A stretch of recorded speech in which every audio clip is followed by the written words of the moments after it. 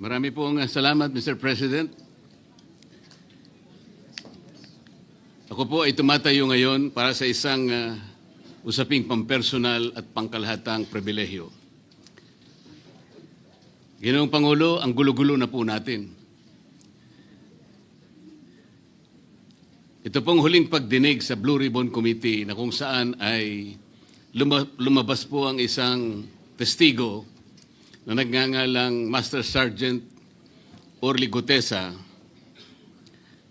Ako po ay nabansagan na kulang po sa kortesiya. Para sa akin po ay hindi po tama na nagpapasaringan po tayo ng ganun. Iisa po ang ating layunin. Hindi po tayo magkakalaban sa layunin na matuntun po natin ang pinaka-problema kung bakit nasadlag po ang ating bansa sa ganitong kalagayan. Hindi ko naman po kasalanan ako po'y hanapin ni Sergeant Gutesa. Hindi ko po siya kilala eh. Hindi ko po kasalanan kung ako po ang hinanap niya at hindi iba. Nung pong makita ko po yung kanyang salaysay, ang sabi ko lamang po sa kanya ay, kung malakas ang loob mo talaga at naniniwala kang dapat mong gawin ito para sa iyong bansa, dalawa lang ang pwede mong gawin para sa akin. Ipanotaryo mo yan at kung malakas ang loob mo, bukas ng umaga bago mag-alas 9, kailangan nandun ka na sa Senado. Alam po yung notaryo, para sa akin lang po yun eh. Gusto ko lamang siyang testingin kung talagang totoo nga ang kanyang mga gustong banggitin. Ang pinakamahalaga po ay haharap siya, tatayo, at susumpa sa kalagitnaan ng pagdinig. At doon ay pakikinggan natin. At doon ay sama-sama natin siyang i-interpolate. Tatanungin. Nakita naman po ninyo kung paano niya sinasagot ang bawat tanong. Walang pag-aalinlangan. Siya lamang po ang natatangi na testigo na kumonekta sa pangalan ni Saldico at Martin Romualdez.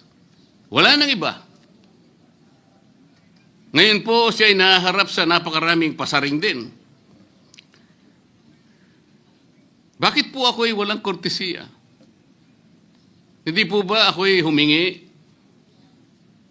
ng panahon sapagkat hindi ko naman po alam kung talagang darating siya nung araw na yon, kaya hindi na po ako nagsabi. Gusto ko talagang paniwala ang darating siya. Dumating nga po siya, kaya ko siya inilabas. Pero kung pag-uusapan po ay kortesiya, balikan po natin ang mga nangyari.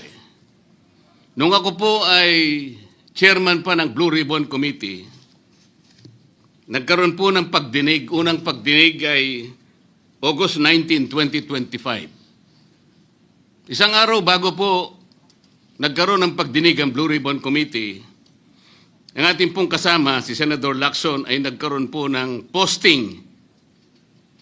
Sa Twitter po yata ito, hindi po ako sanay dito eh. Babasahin ko po, August 20, 2025.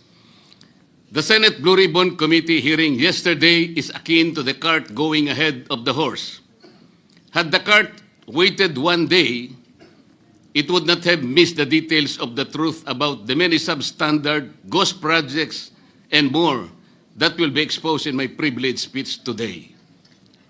Yun po ba ay courtesy din?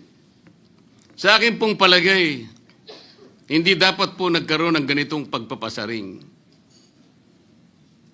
Alam ko po ba kung sino-sino ang tatayo para mag-deliver ng privilege speech? Matagal ko na pong sinabi noon kung kailan po ang pagdinig. Wala po akong itinago. Ngunit kung sasabihin na kung naghintay kami ng isang araw, ay mas marami pa sanang mga detalye at katotohanan ang naihayag.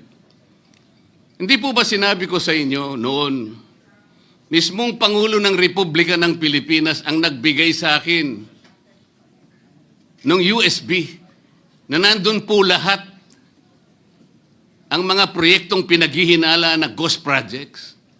Ayaw ko lamang pong ilabas ng isa-isa sapagkat sa aking pagkakaalam noon, Ginoong Pangulo, mali din po yung binigay na mga coordinate sapagkat ang pinagbasihan nila yung MYPS, hindi yung PCMA, na palagi ko pong binabanggit. Sa mga kapatid, kahit na po yung mga binanggit na projects ng ating kasama, salig po sa mga maling coordination. At saka konti lang, pinili lang. Nagkataon lang po maganda nga talagang pagkakapresent sapagkat kulang na lang po yung cinematography at saka screenplay. Kung meron pa lang sanang sound effects, baka nandun yan. Huwag po sanang ganun magpasaringan tayo. Iisa po ang layunin natin dito. Yung matukoy natin kung sino ang merong utak dito. Na ngayon po ay unti-unti na pong naihayag. Sino bang natatakot kay Martin Romualdez? Marami po siguro dito sa kapulungan ito. Pero hindi ako natatakot kay Martin Romualdez.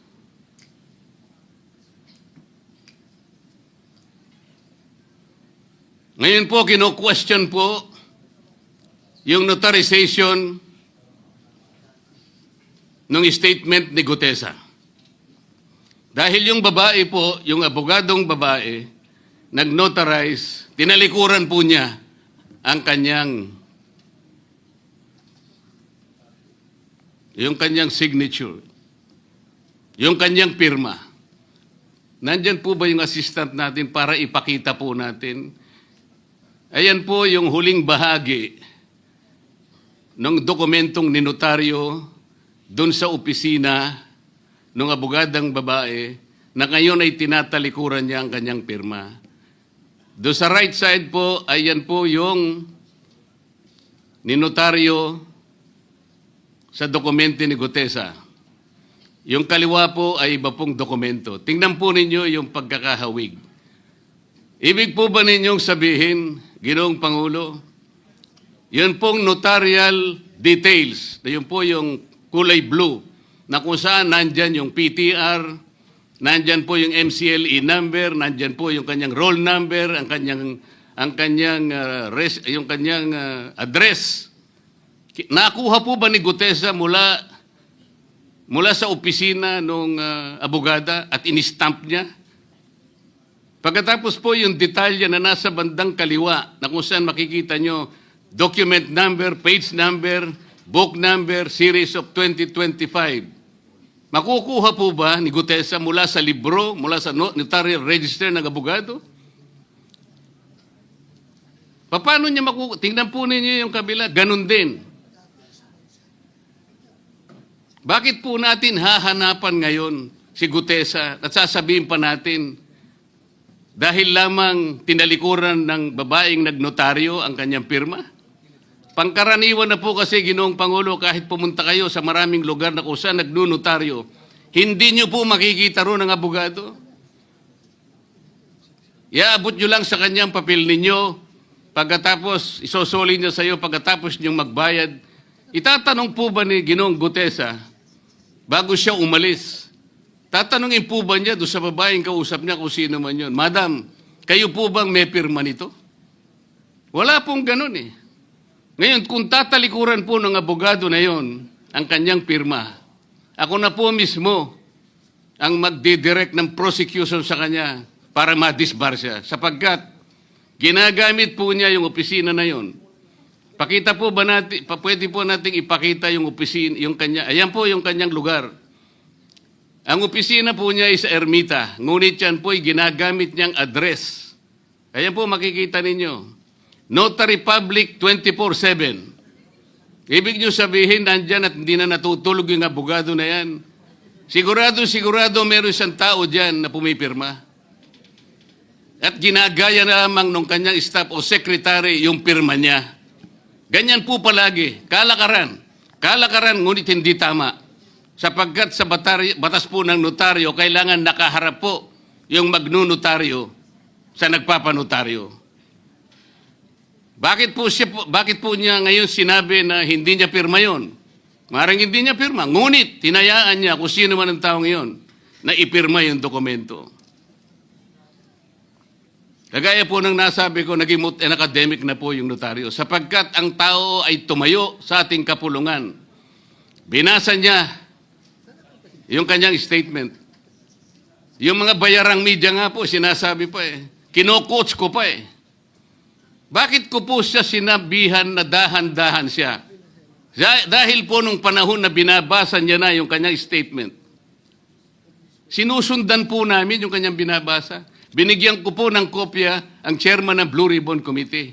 Binigyan ko ng kopya ang ating Senate President at yung aking katabi si Senator Gatchalian dahil 4 lamang pong original ang meron kami. Yung binabasa pala niya ay Xerox copy kaya may naputol sa baba. Gusto ko lamang pong ma-record ng totohanan. Dahil doon sa umpisa po niya, merong isang linya po siyang nalaktawan. Alam po ito ng mga kasama natin na sinusundan po habang binabasa namin. Doon sa pangalawa po, 2 linya naman po ang nalaktawan niya. Kaya gusto ko lamang pong maging maayos ang pagre-record ng kanyang statement. Ano po sabi ng mga bayarang media? Hindi ko naman po nila lahat. Kaya ako po hindi nagpapa-interview sa kanila eh. Alam ko po ang karakter ng ating media ngayon. Nakakaawa na po ang kalagayan. Binanggit na po ng dating Senate President ang nangyari do sa statement ni Diskaya. Siya ang kauna-unahang nagbigay ng statement na kung saan binanggit ang 17 congressmen. Ngunit nakakapagtaka. Hindi na po natin tinutuntun yung 17 na yon. Kagaya na nga sinabi ng Senate President, napupunta na, natutuon na yung pagtuntun sa mga kasama natin dito. Bakit po? Natatakot ba tayo kay Martin Romualdez? Siguro po, yung iba sa inyo natatakot. Ginoong Pangulo, naghalo na po ang balat sa tinalupan. Bakit po? Ngayon ko lamang po nakita sa pagdinig ng Blue Ribbon Committee. Nandun po yung Justice Secretary. Hindi pa po natin natatapos na pagtatanungin yung respondent, yung resource person, na tayo po ang merong legal and physical custody. Hindi ko maintindihan kung bakit dadalhin niya sa kanyang opisina at pagbalik niya, meron na siyang supplemental affidavit. Ano po ba itong nangyayari sa atin? Meron na ba tayong alituntunin? Meron na ba tayong agreement sa pagitan ng DOJ at ang ang pag-imbestigang ginagawa natin sa Blue Ribbon Committee? Hindi ko na po maintindihan kung ang Blue Ribbon Committee is the investigative arm of the Department of Justice. Ang sabi ko po nung nasa ikalimang pagdinig pa lang tayo, sapagkat nakikita ko na po ito, kaya po naghangad pa ako sa ating chairman no na sana'y paraanin niya ako, meron lang akong gustong isang guni muna at pag-usapan sana muna. Eh, hindi naman po ako nabigyan ng pagkakataon kaya nagkaroon pa po ng konting sagutan doon. Ito po yung gusto ko sanang ayusin muna, pag-usapan muna natin. Lalong-lalo na po ang kaugnayan natin sa bagong tatag na ICI, Independent Commission on Infrastructure. Ano po bang ugnayan natin dito? Hindi po ba tayo mag-uusap muna? Hindi ba tayo gagawa ng regulasyon muna? Meron po tayong mga doktrinang isinasaalang-alang. Nasaan na po ang institutional boundaries? Nasaan na po ang separation of powers? Nasaan na po ang system of checks and balances? Di ba natin isasaalang-alang ito? Dadalawang tao lamang po ba ang mamamagitan sa pagitan ng mga institusyon na ito? At mawawala na po kami sa picture? Are we supposed to be kept in the dark, Mr. President? Yung po, kung mo ba sinabi ng ICI na isa sa kanilang mga poder, kapag ka nag-request po sila, makakakuha sila ng impormasyon sa House of Representatives, sa Senate, sa Korte, sa Sandigang Bayan, at kahit sinong otoridad. Ibig ba sabihin wala na tayong opsyon na tumanggi? Kailangan po natin pag-usapan muna yun. Ang nangyayari po sabog-sabog na po eh. Baka nga yun ang isang dahilan kung bakit nag-resign po yung advisor na si Mayor Magalong ng Baguio. Yung pong mga pasaring, ito po yung nakakapagbigay sa atin ng hindi naman kailangang pag-aaway-away o pag-aalitan. Hindi po maganda sa ating panig ito. Tingnan lamang po natin yung interview sa DCMM ng ating kasamahan, chairman ng Blue Ribbon Committee, ng mga host ay si Victoria Tulad at si Christian Yosores noong September 28, 2025. Ang tanong po nila, ilang hearings pa ang nakikita ninyong gagawin ninyo? Ang sagot po ng ating kasama, Senator Lacson, yun ang hindi ko pa masabi. Dahil kung may bagong lumalabas na mga testigo at masustansya yung sasabihin, meron pang mga kakulangan na dapat na mapunuan, magtawag tayo ng pagdinig. Tama naman po yun. Pero ito pong pangalawang saknong, ang sabi po, pero kung paulit-ulit lang at masa-sidetrack o kaya palihis yung direksyon ng inquiry, yun ang i-assess namin kasi medyo lumihis na. Ano po yung lumihis? September 28, dito lumabas si Master Sergeant Orly Gutesa. Lumihis po ba o dumiretso? Mula kay Saldico, ikinonekta po niya kay Martin Romualdez. Sa akin palagay, dumiretso po, hindi tayo lumihis. Pagkatapos tinanong pa po, do you think po, coach po si Gutesa? At iba pong observation, baka si Senator Rodante Marcoleta dahil parang sinabihan siya nung nagbabasa siya. O nalimutan mo, balikan mo itong paragraph na ito. Naipaliwanag ko na po kung bakit ko lamang sa sinansala at sinabi kong balikan mo sapagkat meron nga po siyang nalalaktawan base po sa sinusundan namin na binabasa niya na dokumento.